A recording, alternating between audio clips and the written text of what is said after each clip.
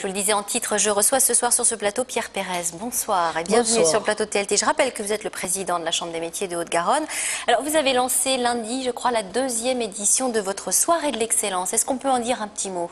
Oui, eh bien écoutez, il nous a paru nécessaire, en tout cas pleinement justifié, d'honorer au moins une fois par an certains apprentis, certains maîtres d'apprentissage, certains chefs d'entreprise, voire une personnalité à l'année.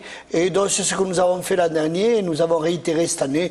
Et c'est 500 personnes qui sont venues s'intéresser à cet événement. C'est l'occasion aussi en période de crise d'apporter un petit éclairage sur ce secteur ? Oui, c'est le moment de mettre en valeur, puisque nous savons l'importance que les entreprises artisanales sur ce département, entre autres, 70 000 actifs. Hein, alors 2 millions de très petites entreprises en France, combien dans le département ? Dans le département, 22 000 entreprises, ce qui représente 70 000 actifs. Les TPE, donc les très petites entreprises, sont les plus fragiles, les plus à même de souffrir de la crise en ce moment. Comment se porte le secteur ?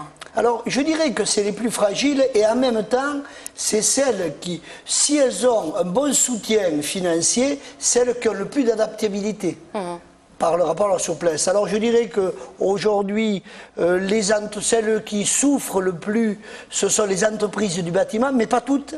Pas toutes. Celles qui travaillaient sur du neuf, oui, puisqu'il y a 46% de moins de dépôts de permis de construire. Celles qui sont dans la restauration arrivent à tirer leur épingle du jeu. Les métiers de la bouche ont très bien fonctionné jusqu'en juillet.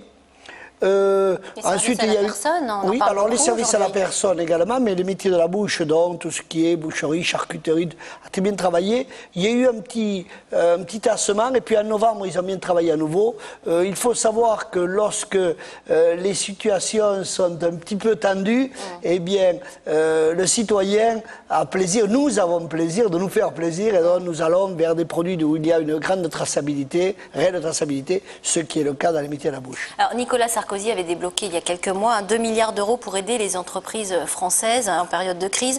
Est-ce que les TPE haut-garonnaises en ont vu la couleur réellement ? Bien, écoutez, tout dépend des réseaux bancaires. Bien entendu qu'ici, je n'en citerai aucun. Mais il y a des réseaux bancaires qui ont joué les jeux.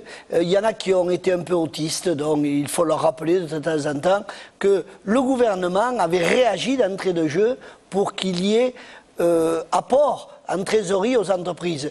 Et si certaines entreprises aujourd'hui n'ont pas ce soutien, il est possible qu'il y ait de la casse, ce serait dommage. Alors comment vous, la Chambre des métiers, vous aidez ces très petites entreprises ? Eh bien écoutez, déjà, je profite de cette antenne pour dire que celles qui ont des problèmes, qu'elles viennent nous voir, nous les aiderons à nous rapprocher d'abord de leur... Parce que parfois il y a de l'incompréhension. Hein. L'artisan n'est pas quelqu'un qui est habitué à aller solliciter sa banque tous les jours, et encore moins lorsqu'elle a besoin. Donc nous nous rapprochons des services bancaires et je dirais que 3 fois sur 4, nous arrivons à faire entendre bonne parole. Et sinon, eh bien, ma foi, il y a un médiateur qui a été nommé et nous essayons de travailler avec eux pour monter ces dossiers. Merci en tout cas Pierre Pérez d'avoir répondu à nos questions.